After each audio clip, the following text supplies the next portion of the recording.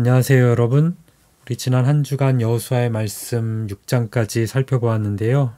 오늘은 월요일이고 다시금 7장부터 함께 말씀을 나누어 보려고 합니다.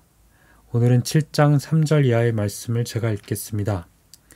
그들이 여호수아에게 돌아와 보고했다. 굳이 많은 백성을 보내지 않아도 되겠습니다. 2~3천 명이면 충분히 아이를 물리칠 수 있습니다. 군대를 모두 동원하여 지치게 할 필요가 없습니다. 그곳 사람의 수가 얼마 되지 않습니다. 그리하여 백성 가운데 3,000명이 그곳으로 올라갔다. 그러나 그들은 도리어 아이 사람들에게 패하여 도망쳐 왔다. 아이 사람들이 성문에서 채석장까지 또 거기에서 내리막길을 따라 쫓아오면서 이스라엘 사람 36명을 죽였다. 백성은 마음이 무너져 내렸고 기운을 다 잃고 말았다. 여호수아가 옷을 찢고 하나님의 궤 앞에서 얼굴을 땅에 대고 엎드렸다. 그와 지도자들은 머리 위에 먼지를 뒤집어 쓰고 저녁 때까지 엎드려 있었다. 여호수아가 말했다. 오 주 하나님, 어찌하여 이 백성을 요단강 건너편으로 데려오셨습니까? 아모리 사람의 희생물이 되게 하시려는 것입니까? 우리를 없애버리시려는 것입니까? 차라리 요단강 동쪽에 정착할 것을 그랬습니다.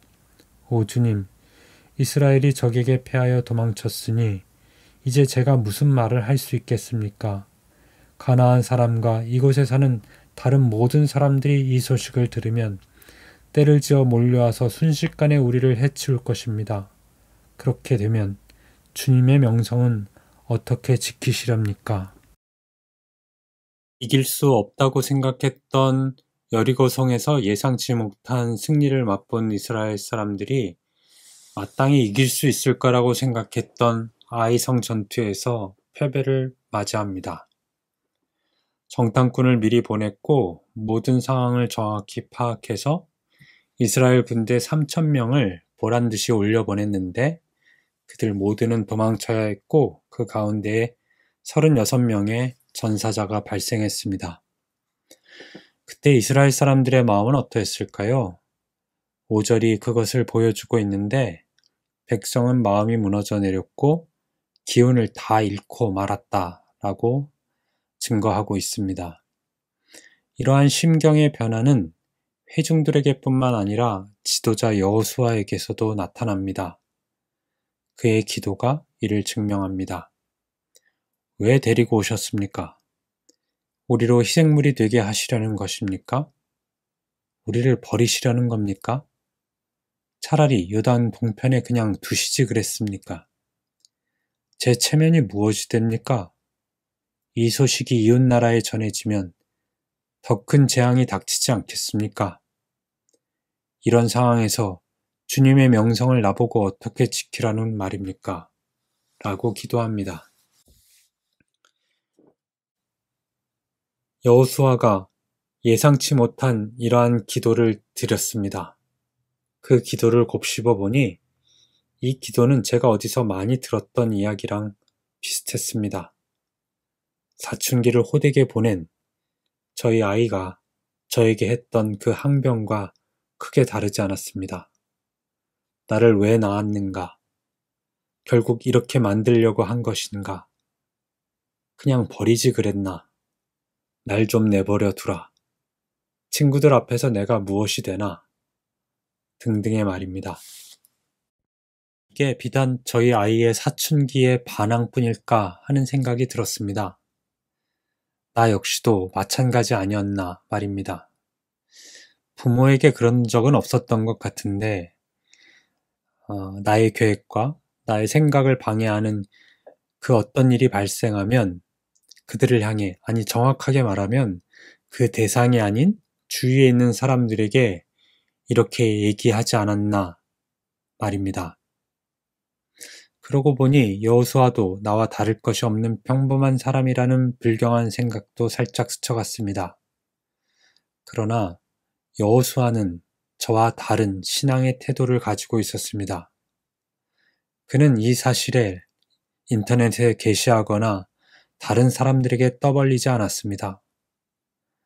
그는 이 문제를 가지고 하나님 앞으로 나아갔습니다. 왜 그렇습니까?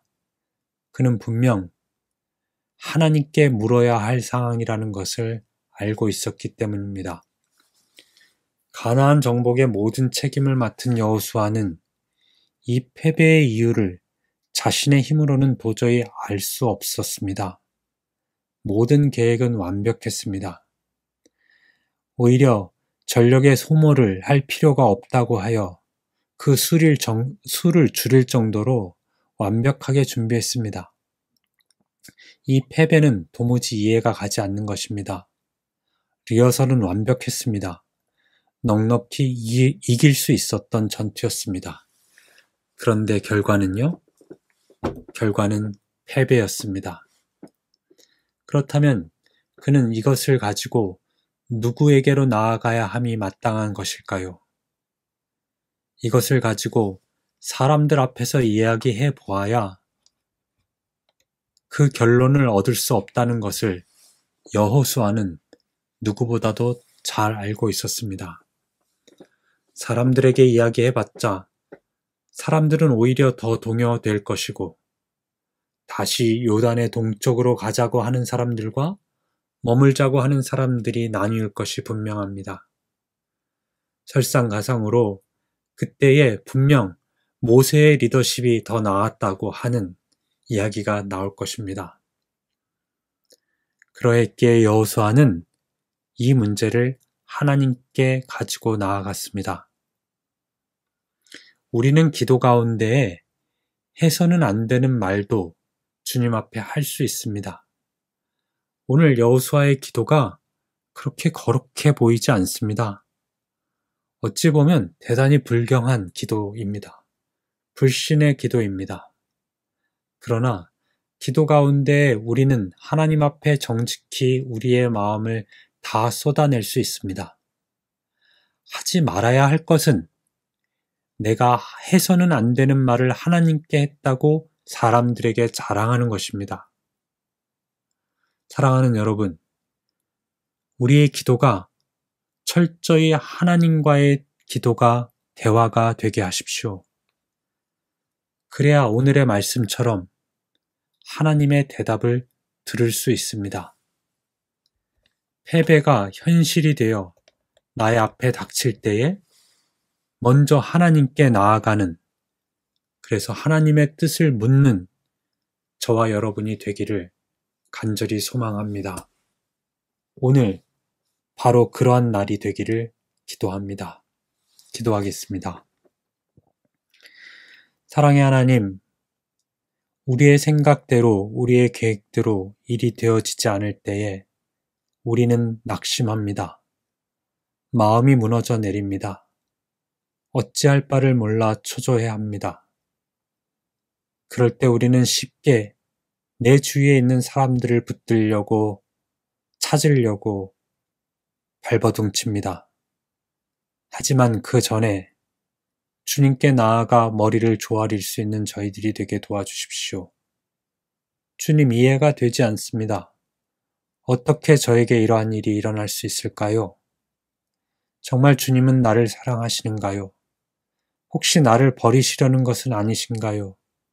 우리가 기도 가운데에 이 모든 말을 쏟아낼 수 있게 도와주시고 그 후에 잠잠히 머물러 주님께서 나에게 하시는 말씀을 들을 수 있는 저희들 모두가 다 되게 도와주십시오. 하나님의 뜻을 구하며 하루하루를 살아갈 수 있는 우리가 되게 주님 인도해 주십시오. 예수님의 이름으로 기도합니다. 아멘.